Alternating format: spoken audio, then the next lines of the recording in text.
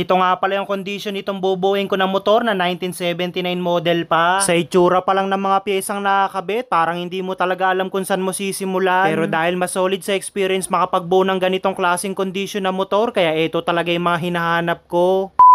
Bale, ito na nga pala yung second day ng offline pagpapapogi natin dito sa nakatambak lang dati na Yamaha L2. At dahil medyo kinapos nga pala tayo sa oras ng pagbabaklas ng mga piyesang nakakabit dito, kaya itutuloy natin to ngayong araw. Kaya sinimulan ko na nga palang tanggalin yung lock ng tipos dito sa taas para ma-check natin yung condition ng mga bearing. Medyo nakakagulat lang tong isang na to dahil sa dami ng nabuo kong project bike, lalo na sa may mga edad, natutuyuan na ng grasa tong mga ball rails. Pero kabaligtaran tong L2 na to dahil sagana pa sa grasa pati itong pinaka-poste. Kaya sunod ko na nga palang tatanggalin tong pinaglalagyan ng auto lube. Ang problema ko lang hindi ko maikot tong pinakamahabang lock. Malamang medyo makapal na yung kalawang nito sa loob kaya hindi na talaga maikot ng mano-mano. Buti na lang inubrahan pa nitong plies kaya kahit papano hindi naputol sa loob yung kadugtong. Kaya sinunod ko na nga palang tanggalin yung tornilyo naman dito sa gilid para masilip natin kung okay pa ba yung loob. Medyo kinakalawang na yung loob pero magagawan pa naman ng paraan. Ang importante hindi pa butas. Kaya sunod nga pala natin tatanggalin yung tambutso pero medyo nagulat nga pala ako dito sa part na to. Hinahanap ko kasi yung tornilyo na nakakabit dito sa ilalim ng block pero wala akong makita, yung pala thread type pala to. Hindi rin ganun kakapalan yung bakal na nakalagay dito kaya ginamitan muna natin ng anti-rust na MTX para siguradong hindi tayo maputulan. Kaya makalipas lang yung ilang segundo na pagbababad natin, naikot na nga pala natin tong pinakalock na thread. Kaya sinimulan ko na nga rin palang luwagan yung tornilyo nitong kambyuhan. Buti na lang hindi pa to pinapa-welding dito sa pinaka-shop. Kadalasan kasi sa mga pantra na nabuo ko, ganun yung ginagawang remedyo kapag naluwag yung spline. Kaya nang na-spray na nga pala natin ng anti-rust, kinalangan ko lang yan ng liabe dito sa likod, sabay tulak, kusa rin siyang natanggal. Kaya lumipat naman ako dito sa may bandang kabila. Ito namang kickstarter yung tinanggalan natin ng lock nut. Mukhang nabuksan na nga pala yung makina nito dahil pa square na kasi nakalagay na shafting, dapat kasi below. Kaya pagkatapos ulit natin magbabad dito ng anti-rust, isang hugot lang natanggal din agad. Sinikwat ko na nga rin pala tong return spring nitong brake pedal, tapos sinugot ko na tong tambutso. Halos hindi na nga rin pala natatanggal yung clip lock nitong pinaka brake rod dahil kinakalawang na kasi sa loob. Dahil magpapalit din tayo ng isang assembly niyan kaya walang problema kahit maputol na. Yan kasi nakapasok dito sa brake pedal kaya kailangan matanggal para mahugot din to. Pero mukhang naglalambing tong brake pedal dahil medyo maganit talaga, ayaw mahugot kaya binabarang ko muna. Dito muna tayo sa bandang taas magtatanggal ng mga pyesa. Bali itong airbox naman yung sunod natin tatanggalan ng mga lock. At kada pwersa ko nga pala ng mga tornilyo nito, unti-unti ring napupulbos yung laman na air filter sa loob. Literal na marami na rin talagang pinagdaanan tong motor na to kaya naging ganito na yung condition. Yung akala kong puro alikabok yung nasa loob, nagkakamali pala ako dahil mas marami yung ipis. Bali lumipat naman tayo dito sa may kabilang cover para makita natin kung ano yung nag-aantay sa atin na condition dito sa loob. Tinanggal ko na nga pala. Dito nga pala sa punto na to, medyo nagtataka ako. Napakarami kasing nakalagay na foam sa loob tapos may styro rin. Bahagya ako muna tong sinundot ng flat screw baka kasi mamaya may lumabas na cobra, mahirap na. Medyo nagulat din ako sa nakalagay na ignition coil dito dahil pang sasakyan kasi to. Mukhang medyo marami-rami na talaga yung ginawang pansamantagal dito dahil pati yung wirings chapsoy na. Kaya siguro wala ring lumalabas na kuryente nung sinisipaan natin nung unang araw dahil ganito nakalala. Bali dito nga pala yung original na position na susian niyan dito sa may gilid. Kinonvert na kasi to, nilagay doon sa harapan.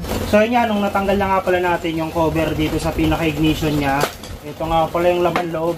Medyo nakakagulat lang dahil ito yung mga laman niya. Ayan, no?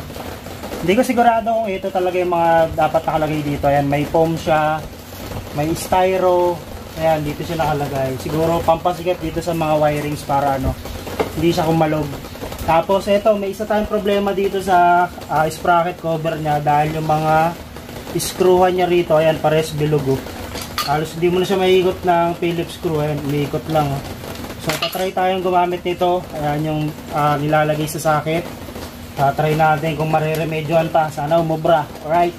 Dahil target na nga pala nating maihiwalay yung makina sa batalya, kaya kailangan ng matanggal tong kadena dito sa sprocket. Kaso lahat ng ulo ng screw na nakalagay dito sa crankcase cover, lahat busalsal na. Buti na lang hindi masyadong mahigpit yung pagkakalagay, kaya natitinag pa rin ng pukpok. Kaya nang natanggal na nga pala natin lahat ng tornilyo, sa wakas natanggal na natin tong mismong cover. At ito nga pala yung nakita kong condition dito sa loob, mukhang malinis pa naman yung magneto. Para matanggal nga pala natin yung kadenang nakakabit nakakabit dito sa engine sprocket. Tinanggal ko na nga pala yung pinaka-stopper na bakal. Yan nga pala yung sumusuporta dito sa pinaka-lock nut para siguradong hindi lumuwag. Kaya nang natanggal na nga pala natin yung pinaka-nut niyan, sa wakas natanggal na rin natin tong kadena at sprocket. Kaya kumuha na nga pala ako ng gulong na iaalalay natin dito sa ilalim para kung sakaling mahulog yung makina, hindi mababasa. Kaya nang natanggal ko na nga pala tong ehe na nakaduktong dito sa makina at batalya, bahagya ko muna yung kinalog-kalog. Mukhang medyo matagal na panahon na rin nung binaba yung makina nito dahil kumakapit na ng bahagya dito sa may gitna. At sa wakas, makalipas yung 1 oras na pagkakalas natin, nahugot na nga pala natin tong buong makina. Kaya para maituloy natin yung pagbabaklas ng mga pyesang nakakabit dito sa batalya, dito naman ako pumesto sa may bandang likod. Sa mga hindi nakapanood ng first video nito, bali dati nga pala tong nilagyan ng sidecar, kaya dalawa yung rear shock. Replacement na nga rin pala yung nakasalpak dito, kaya hindi na rin natin to gagamitin. Original pa nga pala yung mga nakakabit dito na signal light, buti na lang okay pa tong bahay, kaya mapapakinabangan pa natin. Iba rin kasi yung quality ng mga original parts na nakasalpak dito, kaya hanggat maaari yung pwede pang gamitin, gagamitin pa natin. Pero syempre hindi naman natin to isasalpak ng ganito, papapugiin muna natin yung itsurang brand new din. Bali natanggal na nga pala natin yung dalawang front shock, tapos hinugot ko na rin tong brake arm. Sinama ko na nga rin palang tanggalin yung axle nitong swing arm dito sa batalya para maisa-isa natin to makalas. Okay pa rin naman yung condition ng hub nito, kaya ito pa rin yung gagamitin natin, pero hindi ko na isasama tong rim dahil makalawang na. At para tuluyan na nga pala natin mabaklas lahat ng pyesa nito, tinanggal ko na nga pala yung tornilyuhan nitong driver's footrest. Dito ko sa center stand kinakabahan dahil karamihan talaga ng mga nabuo kong pantra, hindi talaga natatanggal yung ehe niyan. Madalas kasi na ginagawa, pinuputol na talaga yan tapos papalitan na lang ng bago. Pero hindi naman natin malalaman yan kung hindi natin susubukan, kaya binabarang ko muna ng anti-rust. Buti na lang talaga mabisa tong MTX na anti-rust dahil yung inaakala kong hindi ko matatanggal, nakailang pokpok pa lang kusa ng kumalas. So kagaya ng nakita nyo, ayun, makalipas yung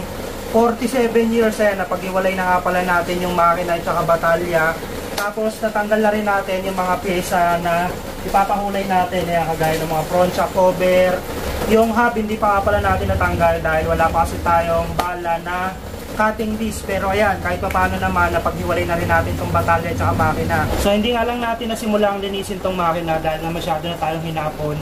Tingin ko mapapalaban tayo sa paglilinis nito dahil medyo makapal-kapal na rin yung putik niya. Pero bibiyakin nga pala natin to para hanggang dun sa mga bearing, mapalitan natin lahat kasi magpapalit din tayo dito ng connecting rod.